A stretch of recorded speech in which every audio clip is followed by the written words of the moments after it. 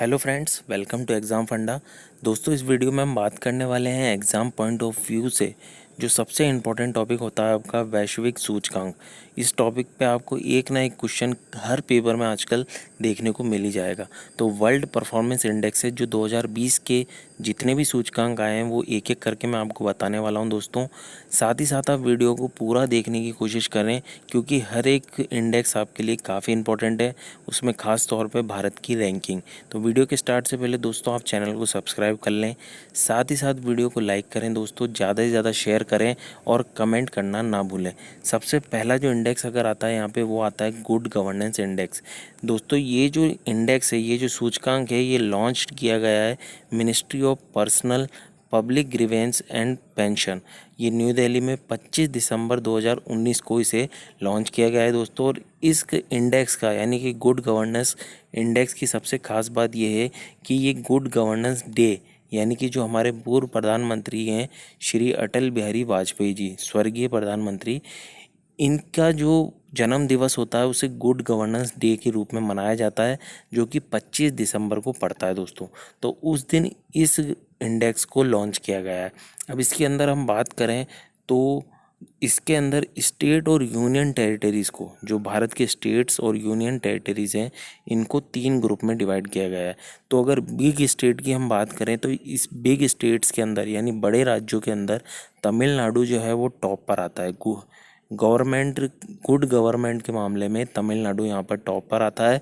उसके बाद यहाँ पर महाराष्ट्र आता है, कर्नाटका आता है, छत्तीसगढ़ आता है और आंध्र प्रदेश आता है।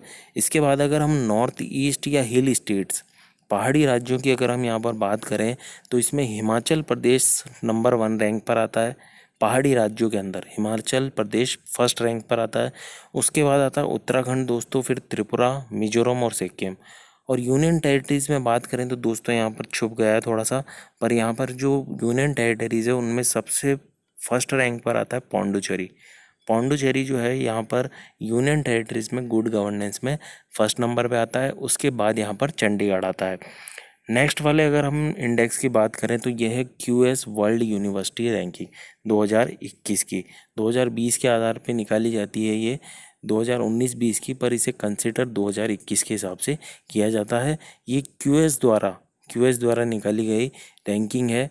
और सबसे खास बात है कि इस रैंकिंग में जो वर्ल्ड वाइड है उस पर टॉप पे आता है मसाचुसेट्स इंस्टीट्यूट फॉर टेक्नोलॉजी, जो कि यूएसए की बहुत बड़ा और जाना माना दुनिया का नंबर 1 यानी यूनिवर्सिटी है। ये टेक्नोलॉजी पर रिसर्च के लिए कई तरीके की रिसर्च यहाँ पर किए जाते हैं, तो ये टॉप पर आती है यूनिवर्सिटी। उसके बाद जो सेकंड रैंक है वो स्टैनफोर्ड यूनिवर्सिटी को मिली है। स्टैनफोर्ड यूनिवर्सिटी और हार्वर्ड यूनिवर्सिटी को यहाँ पर रैंक मिली गई है। इसके अंदर अगर हम इंडिया की बात करें तो खाली 3 इंस्टीट्यूट हैं जिनको यहाँ पर ओनली 3 इंस्टीट्यूट हैं जिनको यहाँ पर कि इस रैंकिंग के अंदर जगह मिली है। यानी जो 200 रैंकिंग है टोटल, उसके अंदर सिर्फ 3 Indian institute, IIT Bombay, Indian institute of science Bangalore IISc Bangalore और आईआईटी दिल्ली, सिर्फ इन 3 इंस्टीट्यूट को, टेक्निकल इंस्टीट्यूट को यहाँ पर जगह मिली है। जिसमें आईआईटी बॉम्बे की रैंक की अगर हम बात करें तो यहाँ पर 172वीं रैंक आईआईटी बॉम्बे को मिली है, जबकि आईआईएससी की रैंक 185 है दोस्तों। पहले इसकी रैंक 9th रैंक पर भी ये आया हुआ है वर्ल्ड में, पर यहाँ पर इसकी रैंकिंग काफ़ी ज़्यादा गिरी है आईआईएससी बेंगलोर की, और ये 185th पोजीशन पर आ गया है, 185वीं पोजीशन पर यहाँ पर ये आ गया है। और आईआईटी दिल्ली की बात करें तो ये 193 यानी 193rd रैंकिंग पर पोजीशन पर ये यहाँ पर आता है। नेक्स्ट अगर हम यहाँ पे इंडेक्स की बात करें तो अगला जो इंडेक्स आता है वो आता है आईएमडी वर्ल्ड कम्पिटिटिव इंडेक्स। ये काफ़ी ज़्यादा इंपॉर्टेंट इंडेक्स है दोस्तों, इसे नोट करके रख सकते हैं आप क्योंकि ये एग्ज़ाम में ज़रूर पूछा जाता है, इसके आने के चांस कई गुना ज़्यादा होते हैं।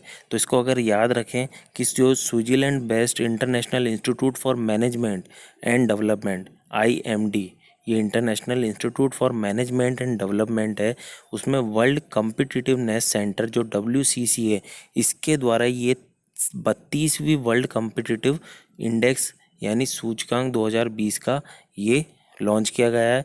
और इसके रिपोर्ट के अनुसार इंडिया जो है वो इस रैंकिंग में 43वें स्थान पर आता है। यानी इस साल जो इसकी रैंकिंग रही है इंडिया की, वो 43वीं रही है, 43। और इस रिपोर्ट में जो सबसे टॉप पर आता है दोस्तों, वो है सिंगापुर। सिंगापुर यहाँ पर जो वर्ल्ड कम्पिटिटिव इंडेक्स में फर्स्ट नंबर पर आता है। उसके बाद जो सेकंड पोजीशन है वो यहाँ पर डेनमार्क की है, और थर्ड पर यहाँ पर स्विट्ज़रलैंड आता है। तो यहाँ पर इंडिया की रैंकिंग सबसे इम्पोर्टेंट है। इंडिया की रैंकिंग आप याद रखें कि वर्ल्ड कम्पिटिटिव इंडेक्स जो कि आईएमडी द्वारा लॉन्च किया गया है, इसमें इंडिया की रैंकिंग 43rd है, जबकि फर्स्ट रैंक पर यहाँ पर सिंगापुर आता है। नेक्स्ट वाले इंडेक्स की अगर हम बात करें, अगले सूचकांक की, सॉरी, अगर इसमें कम्पिटिटिव इंडेक्स के अंदर ही कुछ खास बात और है कि इसके अंदर अगर ब्रिक्स नेशन की हम बात करें, ब्रिक्स नेशन की रैंकिंग की बात करें, तो इंडिया की रैंक जो है वो चाइना के बाद आती है यहाँ पर। क्योंकि यहाँ पर चाइना की जो रैंकिंग है वो काफ़ी अच्छी है, और वो 20वीं पोजीशन पर यहाँ पर आता है। यानी 20वीं रैंक यहाँ पर चाइना को मिली है, उसके बाद इंडिया की रैंक आती है। और अगर इकोनॉमिक परफॉर्मेंस के बाद से अगर बात करें तो यहाँ पर इंडिया की रैंक 37वीं है। गवर्नमेंट एफिशिएंसी की बात करें तो उसे 50वीं रैंक मिली है, जबकि बिजनेस एफिशिएंसी के हिसाब से उसे 32वीं रैंक यहाँ पर मिली है। और इंफ्रास्ट्रक्चर इंडिया के इंडियन इंफ्रास्ट्रक्चर के हिसाब से उसे 49वीं पोजीशन यहाँ पर मिली है। आगे चलते दोस्तों, यहाँ पर बात करते हैं एनवायरनमेंट परफॉर्मेंस इंडेक्स।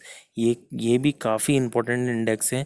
यहाँ पर जितने भी इंडेक्स आ रहे हैं दोस्तों, इनमें से जो वर्ल्ड वाले इंडेक्स हैं यानी वैश्विक सूचकांक हैं, ये काफ़ी ज़्यादा इंपॉर्टेंट है आपके किसी भी एग्ज़ाम के लिए, तो इसे ध्यान से देखें।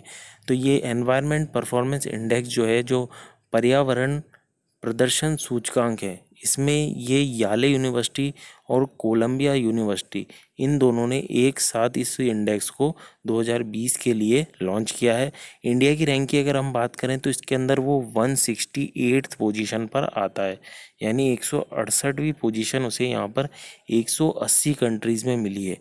और उसका जो स्कोर रहा है, इंडिया का जो स्कोर रहा है, वो 27.6 रहा है आउट ऑफ 100। तो आप सोच सकते हैं कि एनवायरनमेंट यानी पर्यावरण के मामले में भारत की स्थिति काफ़ी ख़राब है यहाँ पर। क्योंकि यहाँ पर ऑलमोस्ट आप ये कह सकते हैं कि वो पास भी नहीं हुआ है अगर एनवायरनमेंट की बात करें, क्योंकि टोटल 27.6 ही उसे यहाँ पर पॉइंट मिले आउट ऑफ 100।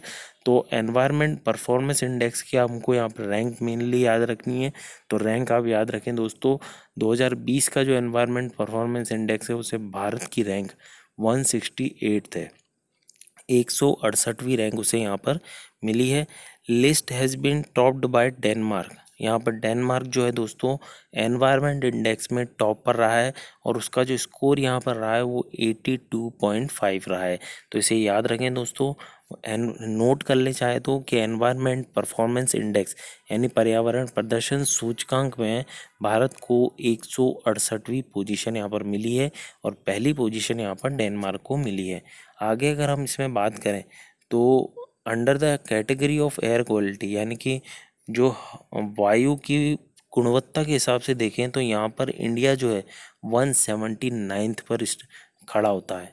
आपको 179th पोजीशन पर यहाँ पर आपको खड़ा हुआ मिलेगा। यानी कि जो ओवरऑल है उससे भी और ज़्यादा यहाँ पर रैंकिंग गिर गई है जब यहाँ पर वायु की जो हवा की गुणवत्ता की हम बात करते हैं। कैटेगरी ऑफ बायोडाइवर्सिटी और हैबिटेट के मामले में अगर इंडिया की बात करें तो यहाँ पर 148 पर ये आता है, 148वें स्थान पर आता है। और अगर क्लाइमेट चेंज मिटिगेशन के हिसाब से बात करें तो यहाँ पर और भी अच्छी रैंकिंग मिली है इसे, 106वीं रैंकिंग यहाँ पर भारत को मिली है। नेक्स्ट अगर हम आगे बात करें दोस्तों तो यहाँ पर आता है एनर्जी ट्रांजिशन इंडेक्स, जो ईटीआई है 2020 का। ये वर्ल्ड इकोनॉमिक फोरम जो WEF है, इसके द्वारा इसे रिलीज़ किया गया है दोस्तों। और इंडिया की जो रैंक की अगर हम बात करें तो मेन जो है वो यहाँ पर इंडिया की रैंक की है। तो इंडिया की रैंक को आप याद रखें दोस्तों, जो एनर्जी ट्रांजिशन इंडेक्स है 2020 का, इसमें इंडिया की 74th 74वीं पोजीशन उसे यहाँ पर मिली है ग्लोबल एनर्जी ट्रांजिशन इंडेक्स के अंदर। और अगर पिछले साल की बात करें तो वहाँ से इसने 2 स्थान की छलांग लगाई है। यानी कि पिछली साल जो रैंकिंग थी वो 76वीं रैंकिंग थी। ये आपके आरआरबी के एग्ज़ाम जो हुए थे, रेलवे के जो एग्ज़ाम हुए थे, उसमें मेनली जो लोको पायलट के जो फर्स्ट एग्ज़ाम हुआ था उसमें ये इस पर आपको क्वेश्चन जरूर देखने को मिला था दोस्तों, तो इसे याद रखें। इस साल की जो रैंकिंग आई है 2020 की, वो यहाँ पर 74वीं रैंकिंग भारत को मिली है। स्वीडन जो है वो इस वाले सूचकांक में टॉप पर आता है एनर्जी ट्रांजिशन इंडेक्स के अंदर। इस साल यहाँ पर स्वीडन जो है वो लगातार तीसरे साल टॉप पर रहा है। स्वीडन के बाद यहाँ पर स्विट्जरलैंड आता है दोस्तों, उसके बाद फिनलैंड आता है सेकंड और थर्ड पोजीशन पर। आगे अगर हम बात करें तो रिपोर्ट के अनुसार इंडिया जो है उसने दिए काफ़ी बढ़िया इम्प्रूवमेंट यहाँ पर एनर्जी एफिशिएंसी के मामले में किया है। क्योंकि अभी हाल फिलहाल में आपने देखा होगा एलईडी बल्ब जो थे इनका निर्माण काफ़ी हुआ, सरकार की तरफ से एलईडी बल्ब भी बांटे गए। स्मार्ट मीटर्स का जो घरों में बिजली के लिए स्मार्ट मीटर्स लगवाए गए हैं, साथ ही साथ यहाँ पर जो प्रोग्राम चलाए गए हैं लेबलिंग ऑफ अप्लायंसेस के लिए, यानी कि जो यहाँ पर इक्विपमेंट या जो भी यहाँ पर प्रोडक्ट यूज़ किए जा रहे हैं इलेक्ट्रिसिटी के लिए, ये वहाँ पर उन्हें एक तरीके से गुणवत्ता के आधार पर उन्हें काम में लिया जा रहा है। तो इस कारण से भी इंडिया की जो रैंकिंग है इस बार के इंडेक्स में वो काफ़ी अच्छी देखने को मिली है। अब स्टैटिक पार्ट अगर हम इसका बात करें तो वर्ल्ड इकोनॉमिक फोरम का आप हेडक्वार्टर याद रखें दोस्तों पेपर की दृष्टि से, ये जिनेवा स्विट्जरलैंड में है। जो हेड क्वार्टर ऑफ WEF है ये जिनेवा में है। कैपिटल ऑफ स्वीडन की बात करें तो स्टॉकहोम जो है वो स्वीडन का कैपिटल है, इसे याद रखें क्योंकि कैपिटल भी पेपर की दृष्टि से काफ़ी इंपॉर्टेंट है। तो स्वीडन का जो कैपिटल है वो है स्टॉकहोम। और करेंसी की हम बात करें तो यहाँ पे स्वीडिश क्रोना जो है वो स्वीडन की करेंसी है। आगे चलते हैं दोस्तों, हम यहाँ पर बात करते हैं एनिमल प्रोटेक्शन इंडेक्स की। API 2020 की हम यहाँ पर बात करते हैं। तो ये एनिमल प्रोटेक्शन इंडेक्स जो है ये मेनली रिलीज़ किया गया है WAP के द्वारा, यानी वर्ल्ड एनिमल प्रोटेक्शन के द्वारा, इंटरनेशनल एनिमल वेलफेयर चैरिटी के द्वारा इस इंडेक्स को जो है लॉन्च किया गया है। इसमें कुल 50 देशों ने भाग लिया है, यानी इसके अंदर कुल 50 देशों को लिया गया है। और वो लेजिस्लेशन यानी पॉलिसीज़, लेजिस्लेशन और पॉलिसी, ये कानून और नियम जो जानवरों को सुरक्षा प्रदान करने वाले कानून और नियम जो देशों के द्वारा बनाए गए हैं उस आधार पर यहाँ पर रैंकिंग दी गई है। तो अगर हम इसमें बात करें कि सबसे खास बात अगर ये रही है कि एनिमल प्रोटेक्शन इंडेक्स में कोई भी कंट्री यहाँ पर जो ए स्कोरिंग बैंड, यानी अलग अलग इसमें बैंड लिए गए हैं, A, B और C, इस तरीके से बैंड को रखा गया है अलग अलग कंट्रीज़ को। तो जो वर्ल्ड सबसे बेस्ट है उसके अंदर कोई भी कंट्री यानी कि A क्लास कंट्री में यहाँ पर किसी को भी जगह नहीं मिली है। उसके बाद अगर हम बात करें like United Kingdom, Austria, Switzerland, Netherland, Sweden, Denmark, इनको बी स्कोरिंग बैंड में रखा गया है, यानी कि बी कैटेगरी में इनको रखा गया है। ए कैटेगरी में कोई भी देश यहाँ पर जगह नहीं बना पाया है। अब अगर ईरान और अजरबैजान को अगर हम यहाँ पर लें तो उन्हें जी स्कोरिंग बैंड में रखा गया है। ईरान को और अजरबैजान को यहाँ पर जी स्कोरिंग बैंड में रखा गया है। इसका मतलब कि यहाँ पर इन कंट्रीज़ में काफ़ी ज़्यादा सुधार करने का, क्योंकि जानवरों को प्रोटेक्शन देने के लिए काफ़ी ज़्यादा सुधार करने की यहाँ पर ज़रूरत है। पर अगर बात करें तो यहाँ पर चाइना को भी जी बैंड में आना चाहिए, क्योंकि चाइना में भी काफ़ी बुरी हालत अगर आप देखेंगे तो जानवरों को लेकर वहाँ पर काफ़ी बुरे हालात हैं। नेक्स्ट अगर हम यहाँ पर बात करेंगे तो इंडिया को जो है यहाँ पर स्कोरिंग बैंड C में रखा गया है, क्योंकि कई सारे स्लॉटर हाउस से यहाँ पर हैं। कई सारे जो स्लॉटर हाउस होने के कारण इंडिया को यहाँ पर C स्कोरिंग बैंड में रखा गया है। इसके साथ साथ स्पेन, फ्रांस, जर्मनी और पोलैंड और इटली जैसे देश भी इंडिया के साथ C स्कोरिंग बैंड में है। और यहाँ पर इंडिया जो है उसके अंदर जो अमेंड सेक्शन 14 है उसमें जो prevention of cruelty of animal act है, यानी कि जो जानवरों को सुरक्षा प्रदान करने वाला एक्ट यहाँ पर बनाया गया है। इसकी वजह से जो साइंटिफिक एक्सपेरिमेंट होते हैं जानवरों पे उसके लिए भी यहाँ पर एक्ट बनाया गया है। तो इसलिए यहाँ पर थोड़ा सा C स्कोरिंग बैंड में इंडिया को रखा गया है। नेक्स्ट अगर हम यहाँ पर बात करें दोस्तों तो UN की जो रिपोर्ट है, अगला जो यहाँ पर इंडेक्स आता है दोस्तों वो आता है sustainability and child flourishing index ranking, यानी बच्चों का विकास और उनकी शिक्षा पर यहाँ पर सूचकांक जो है वो घोषित किया गया है। उसके अंदर आधार पर रैंकिंग यहाँ पे दी गई है। और ये जो यूएन की रिपोर्ट है, उसके बाद 40 child and adolescent health expert from around the world, यानी जो कुल 40 जो बाल विशेषज्ञ हैं उनके द्वारा इस रिपोर्ट को प्रकाशित किया गया है। उनके द्वारा रैंकिंग दी गई कि किस स्थान को सबसे बढ़िया बताया गया है बच्चों के लिए या पालन पोषण के लिए और बड़े होने के लिए। सबसे अलग अलग कंट्रीज़ को यहाँ पर रैंकिंग दी गई है।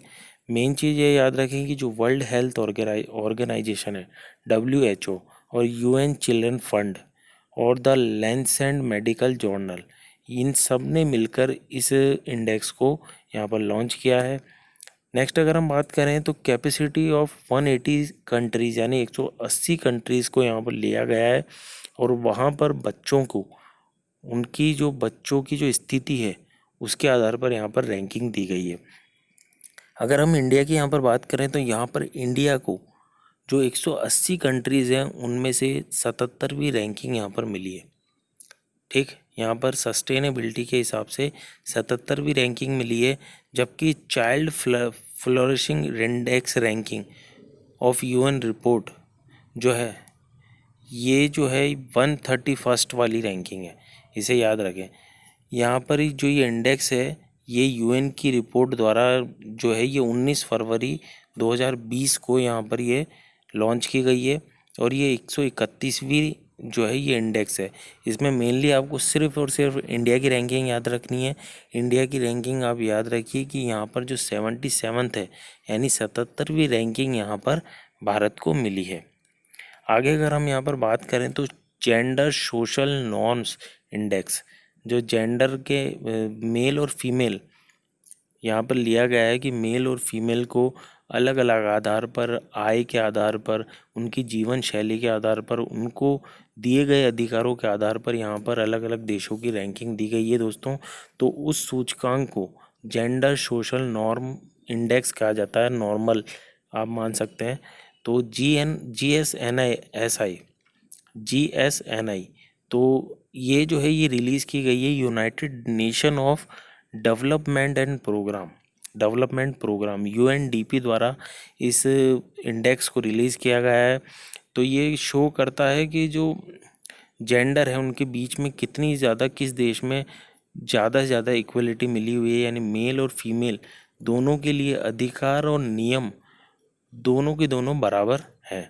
तो अलग अलग इसमें यहाँ पर अलग अलग धाराएं ली गई हैं, जैसे कि पॉलिटिकल बेस है यानी राजनीतिक तौर पर, एजुकेशन शिक्षा के तौर पर देखा जाए तो, इकोनॉमिक के और फिजिकल इंटीग्रिटी यानी कि जो शारीरिक विकास है उसके आधार पर यहाँ पर रैंकिंग दी जाती है जेंडर सोशल नॉर्म्स इंडेक्स के अंदर। जो ये 2020 की है और इम्पोर्टेंट इसलिए हो जाती है दोस्तों क्योंकि ये United Nation of Development Programme UNDP के द्वारा इसे लॉन्च किया गया है। तो ये पेपर के हिसाब से भी काफ़ी इम्पोर्टेंट है, इसे आप याद रखें। अब इसके अंदर हम मेनली बात करें तो जो 75 कंट्रीज़ हैं उसमें मोर देन जो 80% ग्लोबल पॉपुलेशन है, जो 75% कंट्रीज़ है उनकी 80% जनता को यहाँ पर लिया गया है। और इसके अंदर जो है टोटल 37 कंट्रीज़ के 59% ऑफ वर्ल्ड पॉपुलेशन को यहाँ पर लिया गया है। अब अगर इसकी हम बात करें तो जेंडर सोशल नॉर्म्स इंडेक्स के हिसाब से no country in the world has achieved gender equality. यानी अगर आप इसके अंदर रैंकिंग की जो मैंने आपको फ्रंट पेज पे आपने बात की, तो इस इंडेक्स के अंदर किसी भी देश ने जेंडर इक्वलिटी के लिए कोई भी कंट्री यहाँ पर सफल नहीं हो पाई है। यानी कि मेल और फीमेल दोनों को समान अधिकार देने में कोई भी देश यहाँ पर सफल नहीं हो पाया है, आप सीधे तौर पे कह सकें। तो world not on track with its goal to achieve gender equality by 2030, यानी कि 2030 तक जो मेल और फीमेल हैं यानी पुरुष और महिलाओं को समान अधिकार और उनके लिए समान नियम बनाने का जो एक प्रण लिया गया है, उस राह पर जो विश्व है वो चलता हुआ भी यहाँ पर नज़र नहीं आ रहा है, कहने का मतलब। आगे अगर हम इसमें बात करें तो इंडेक्स के हिसाब से जो आधे से ज़्यादा पॉपुलेशन है लगभग, वो बिलीव करती है कि जो मैन हैं, जो पुरुष हैं, वो बेटर पॉलिटिकल लीडर हो सकते हैं। और 40% ऑफ पॉपुलेशन बिलीव करते हैं कि जो मैन है उन्हें more right to get job in the times of security, यानी कहीं ज़्यादा उन्हें जॉब के समय ज़्यादा नियम उनके लिए होते हैं। अब अगर इसमें बात करें तो 28% जो पॉपुलेशन है वो फील करते हैं कि ये सही है कि अगर कोई पुरुष जो है वो किसी महिला को बीट यानी कि किसी भी तरीके से प्रताड़ित करता है। तो ये काफ़ी भयानक यहाँ पर आप देख मान सकते हैं, ये काफ़ी गलत यहाँ पर चीज़ें निकल निकल के आई हैं जब इन्हें मेज़र किया गया, इनका एनालाइज़ किया गया और जो पूरे वर्ल्ड से जब डेटा इकट्ठा किया गया तो कई सारी चीज़ें जो हैं वो सही नहीं पाई गई हैं यहाँ पर। आगे अगर हम बात करें तो इंडेक्स जो है वो पावर गैप को भी यहाँ पर हाईलाइट करता है, यानी कि दोनों के मध्य पावर गैप को भी यहाँ पर हाईलाइट करता है। 24% ऑफ पार्लियामेंट्री सीट, यानी कि अगर पॉलिटिकल रीजन की अगर बात करें तो खाली 24% जो पार्लियामेंट्री सीट हैं, यानी जो लोकसभा और जैसे राज्यसभा होते हैं भारत के, तो जो पार्लियामेंट के अंदर सिर्फ 24% महिलाओं के लिए सीटें रिजर्व की गई हैं। The world are held by woman, यानी कहीं पे भी आप देखेंगे तो 24% महिलाएं आपको वहाँ की संसद में वहाँ पर दिखाई देंगी। पर भारत में जो स्थिति है वो काफ़ी बेहतर हो गई है, काफ़ी ज़्यादा महिलाएं आपको राजनीतिक जीवन में भी देखने को मिल सकती हैं। तो ऑन एन एवरेज यहाँ पर 10 महिलाओं को माना गया है कि वो गवर्नमेंट यानी कि सरकार चलाती हैं। 193 अगर हम देखें 193 मेंबर ऑफ सीट्स के अंदर। अब यूएनडीपी ने यहाँ पर जो एक बात और कही है कि जो वुमेन्स होती हैं यानी महिलाओं को कम तनख्वाह दी जाती है, यानी कम पेमेंट उन्हें मिलती है पुरुषों के लिहाज से, और एक ही काम के लिए जो काम पुरुष कर रहा है वही काम अगर महिला कर रही है तो वहाँ पर यहाँ पर दोनों जगह पर आपको पेमेंट में यानी कि जो तनख्वाह है वहाँ पर भी आपको अंतर देखने को मिलेगा। नेक्स्ट अगर हम यहाँ पर बात करें तो ब्लूमबर्ग बिलीनियर्स इंडेक्स यहाँ पर आता है। इस इंडेक्स में अगर हम बात करें दोस्तों तो यहाँ पर जो इंडियन एनर्जी टाइकून है मुकेश अंबानी, जो भारत के सबसे अमीर व्यक्ति और एशिया के सबसे अमीर व्यक्ति थे, वो यहाँ पर नंबर 2 की पोजीशन पर आ गए हैं एशियाज रिचेस्ट पीपल के अंदर। यानी एशिया के सबसे अमीर व्यक्तियों में यहाँ पर जो मुकेश अंबानी है वो यहाँ पर दूसरे स्थान पर आ गए हैं। अब यहाँ पर पहले स्थान पर अगर हम बात करें तो यहाँ पर जो एशिया जैक मा है, जो कि को फाउंडर और farmer executive chairman of Alibaba group, क्योंकि कोरोना वायरस के कारण काफ़ी सारे व्यवसाय थे जो काफ़ी समय तक रुके रह गए। पर यहाँ पर जो अगर एंड्रॉयड क्षेत्र में बात की जाए मोबाइल और एप्लीकेशन के क्षेत्र में, तो वहाँ पर जैक मान और सेलिंग के मामले में यहाँ पर जैक मा जो थे अलीबाबा ग्रुप के, वो आगे निकल गए मुकेश अंबानी से। और यहाँ पर मुकेश अंबानी सिर्फ कोरोना वायरस की वजह से आप माने तो वो सेकंड पोजीशन पर यहाँ पर आ गए हैं। नेक्स्ट अगर हम आगे बात करें तो जैक मा है वो इस लिस्ट में कुल 44.5 बिलियन डॉलर के साथ पहले स्थान पर है, जबकि रिलायंस इंडस्ट्री जो है वो 12% यहाँ पर शेयर जो थे वो 12% थे 10 मार्च 2020 तक। पर 2009 में अलीबाबा और American deposit receipt have slipped 6.8 सो फार इन 2020। अगर आप यहाँ पर देखेंगे तो जो शेयर थे अलीबाबा और रिलायंस इंडस्ट्रीज़ के, तो उनके गिरने की अगर आप यहाँ पर बात करेंगे तो यहाँ पर रिलायंस को ज़्यादा घाटा हुआ है। और ये जो रिपोर्ट है ये ब्लूमबर्ग न्यूज़ ने मार्च 2012 में यहाँ पर ये पब्लिश की है। मार्च 2012 से 2020 है, ये मार्च 2020 में 2012 से सिंस 2012 से ये यहाँ पर ये पब्लिश कर रही है, यानी कि ये इंडेक्स। तो यहाँ पर जो ब्लूमबर्ग न्यूज़ है ये जो इस सूचकांक को 2000 मार्च 2012 से ये यहाँ पर पब्लिश कर रही है। आगे चलते हैं दोस्तों, अगर हम इसमें बात करें जो कोरोना वायरस है, जैसा कि मैंने आपको बताया, उसकी वजह से यहाँ पर जो अलीबाबा को भी नुकसान हुआ पर वहाँ पर अली बाबा को रिलायंस के मुकाबले कम नुकसान हुआ, क्योंकि वो मोबाइल ऐप और कंप्यूटिंग सर्विसेज के लिहाज से यहाँ पर अली बाबा को प्रॉफिट भी तो मिला है यहाँ पर। तो उसके हिसाब से आप देखेंगे तो वो फर्स्ट पोजीशन पर, जैक मा जो थे वो मुकेश अंबानी को पछाड़ कर फर्स्ट पोजीशन पर आ गए हैं। नेक्स्ट अगर हम यहाँ पर आगे बात करें तो इंटेलेक्चुअल प्रॉपर्टी इंडेक्स 2020, जो इंटेलेक्चुअल प्रॉपर्टी इंडेक्स की अगर हम बात करें तो ये जो है ये रिलीज़ की गई है US chamber of commerce and global innovation policy centre GIPC के द्वारा इस इंडेक्स को यहाँ पर लिया गया है। और 53 ग्लोबल इकोनॉमीज़ हैं, जो वो इकोनॉमिक देश हैं बड़े बड़े इकोनॉमिक्स के लिहाज से, वहाँ पर टोटल 53 देशों को यहाँ पर लिया गया आईपी इंडेक्स में। और ये कुल 90% जो है पूरे विश्व की जीडीपी ये यहाँ पर होल्ड करते हैं। अब अगर हम इसमें बात करें तो यूनाइटेड स्टेट्स ऑफ अमेरिका है वो यहाँ पर फर्स्ट पोजीशन पर आता है। काफ़ी स्ट्रॉन्ग परफॉर्मेंस के कारण इंटेलेक्चुअल प्रॉपर्टी इंडेक्स के अंदर वो फर्स्ट पोजीशन पर यहाँ पर यूनाइटेड स्टेट्स आता है। तो इसे ये याद रखें कि फर्स्ट पोजीशन पर अमेरिका है। आगे अगर हम इसमें बात करें तो United states of America USA के बाद यहाँ पर यूनाइटेड किंगडम आता है सेकंड पोजीशन पर। उसके बाद यहाँ पर फ्रांस आता है, फिर जर्मनी आता है चौथे नंबर पर। ब्रिक्स नेशन में अगर बात करें तो चाइना आपको अपने आप मालूम पड़ जाएगा कि चाइना जो है वो यहाँ पर काफ़ी ज़्यादा ऊपर है भारत से। आगे अगर हम भारत की बात करें जो इंडिया की रैंक है वो जो है 40वीं रैंक है 43 देशों के अंदर, यानी 53 कंट्रीज़ है, 53 कंट्रीज़ हैं, उसके अंदर वो 40वीं रैंक यहाँ पर उसे वर्ल्ड में मिली है। साथ ही साथ जो उसका स्कोर की बात करें इंडिया की तो वो 36.82% रहा है इंडेक्स में। जबकि इंडिया की जो रैंक थी वो पिछले साल यहाँ पर 36वीं रैंक थी। तो यानी कि देखा जाए तो इस लिहाज से इस साल की रैंक में उसे चार चार पोजीशंस का यहाँ पर उसे घाटा हुआ है। खैर आपको 2020 की याद रखनी है तो याद रखें कि जो इंटेलेक्चुअल प्रॉपर्टी इंडेक्स है इस सूचकांक में भारत को 40वीं रैंकिंग इस साल मिली है, जबकि पिछले साल की रैंकिंग 36वीं थी। आगे अगर हम नेक्स्ट यहाँ पर बात करें दोस्तों तो ग्लोबल डेमोक्रेसी इंडेक्स की अगर हम यहाँ पर बात करें दोस्तों, जो इंडेक्स है, ये जो सूचकांक है पूरे विश्व की जो डेमोक्रेसी है उसके ऊपर ये सूचकांक आया है।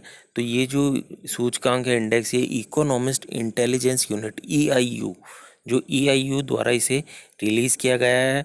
और इसके अंदर मेनली 167 कंट्रीज़ को यहाँ पर लिया गया है, जिसमें 165 जो हैं वो इंडिपेंडेंट स्टेट्स हैं, जबकि 2 जो हैं यहाँ पर टेरिटरीज़ हैं। अभी अगर इसके अंदर हम आगे बात करें तो यहाँ पर 167 कंट्रीज़ के अंदर से जो 76 कंट्रीज़ हैं उनमें डेमोक्रेसीज़ की बात करें तो उन्हें 45.5% यहाँ पर मिला है। इसके अंदर अगर हम नॉर्वे की बात करें तो नॉर्वे को यहाँ पर फर्स्ट पोजीशन मिली है। नॉर्वे जो है उसे यहाँ पर डेमोक्रेसी के मामले में फर्स्ट पोजीशन मिली है, जबकि नॉर्थ कोरिया है, किम जोंग, सबसे नीचे इस लिस्ट में यहाँ पर आता है। उसके बाद अगर हम इंडिया की रैंक की बात करें तो इंडिया को यहाँ पर 51वीं rank 51st rank global democracy index में मिली है। तो इसे याद रखें कि 167 देशों के अंदर से 51वीं पोजीशन भारत को मिली है। उसका जो ओवरऑल स्कोर रहा है वो 6.90 रहा है, 6.90 रहा है। और 8.67 जो है वो स्कोर उसे इलेक्टोरल प्रोसेस के अंदर मिला है, इलेक्टोरल प्रोसेस और प्लूरलिज्म के अंदर यहाँ पर उसे मिला है। जबकि अगर हम पिछले साल की हम बात करें तो इंडिया जो है वो 10 पोजीशन यहाँ पर नीचे आ गया है, यानी पिछले साल इंडिया 41th पोजीशन पे था, 41st पोजीशन पे यहाँ पर इंडिया पिछले साल था। इस साल 51st पोजीशन पर यहाँ पर आ गया है, यानी 41 से 51 आ गया है। आगे अगर हम नेक्स्ट बात करें ग्लोबल क्लाइमेट रिस्क इंडेक्स, ये काफ़ी इंपॉर्टेंट इंडेक्स है, इसे याद रखें कि ये जो है ये रिलीज़ किया गया है environmental think tank German watch के द्वारा। तो इसलिए ये जो इंडेक्स है ये पेपर के लिहाज से काफ़ी ज़्यादा इंपॉर्टेंट हो जाता है दोस्तों, इसे याद रखें।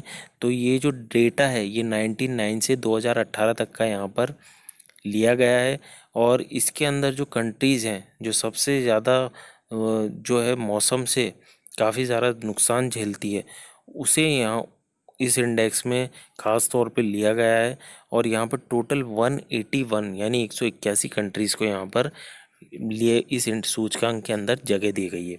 आगे अगर हम बात करें तो ग्लोबल क्लाइमेट रिस्क इंडेक्स के अंदर जो जापान है और फिलीपींस है, इन्हें सबसे ज़्यादा पीड़ित बताया गया है मौसम के हिसाब से। यानी कि मौसम द्वारा जो खराब जो मौसम के द्वारा सबसे ज़्यादा नुकसान झेले गए देशों के अंदर जापान और फिलीपींस को लिया गया है। उसके बाद यहाँ पर जर्मनी आता है। और जर्मनी जो है उसने इसलिए यहाँ पर लिया गया है क्योंकि उसने सबसे गर्म साल यहाँ पर जो है सबसे गर्म साल यहाँ पर उसे देखने को मिला था। इस वजह से यहाँ पर इस इंडेक्स में उसे काफ़ी ऊपर पायदान पे लिया गया है। रिस्क के मामले में इंडिया की अगर हम बात करें तो इंडिया यहाँ पर 5वीं रैंक पर आता है। इंडिया जो है टॉप 10 मोस्ट अफेक्टेड कंट्रीज़ जो 2018 की सबसे ज़्यादा जलवायु से जिसे नुकसान हुआ है उसके अंदर वो टॉप 10 में आता है और 5th पोजीशन पे आता है दोस्तों। और CRI स्कोर की अगर हम बात करें यहाँ पर जो क्लाइमेट रिस्क इंडेक्स के स्कोर की बात करें तो 18.17 यहाँ पर मिला है दोस्तों। और यहाँ पर जो इंडिया है उसमें इस केरला स्टेट सबसे ज़्यादा इफेक्टेड रहा बाढ़ और कई सारे तूफानों की वजह से। तो केरला की वजह से भी और कहीं 2,20,000 पीपल जो थे जो लोग थे वो बेघर हो गए और कई सारे घर और कई सारे डैम यहाँ पर डिस्ट्रॉय हो गए। तो लगभग 2.4 बिलियन यूरो का भारत को नुकसान झेलना पड़ा था। तो इस वजह से जो ईस्ट कोस्ट ऑफ इंडिया है उस पर कई सारे साइक्लोन थे 2018 में, तितली और गाजा करके ये यहाँ पर टकराए थे। तो इस वजह से जो ग्लोबल क्लाइमेट रिस्क इंडेक्स है इस सूचकांक के अंदर भारत 5वें पोजीशन उसे मिली गई है। सबसे ज़्यादा इफेक्ट जो जलवायु का और मौसम का भारत को झेलने को मिला है। आगे अगर हम इसमें बात करें तो दोस्तों ये कुछ खास इंडेक्स थे, कुछ खास सूचकांक थे आपके लिए जो मैंने इस वीडियो में आपसे डिस्कस करे। दोस्तों वीडियो पसंद आया हो तो इसे ज़रूर लाइक करें, ज़्यादा से ज़्यादा कमेंट करें दोस्तों, ज़्यादा से ज़्यादा शेयर करें। और जितने भी इंडेक्स हैं ये सारे आपके भी एग्ज़ाम पॉइंट ऑफ व्यू से काफ़ी इंपॉर्टेंट है। तो इस वीडियो को आप कई बार देख सकते हैं। जितने भी इंडेक्स हैं वो सारे आप नोट करके रख सकते हैं। इसके बाद जितने भी इंडेक्स आएंगे, जितने भी सूचकांक आएंगे वो मैं आगे आपके साथ अगले वीडियो में ज़रूर डिस्कस करूंगा आने वाले समय में। तो मिलेंगे अगले वीडियो में दोस्तों कुछ और आपके एग्ज़ाम पॉइंट ऑफ व्यू से ज़रूरी वीडियो के साथ। तब तक के लिए धन्यवाद।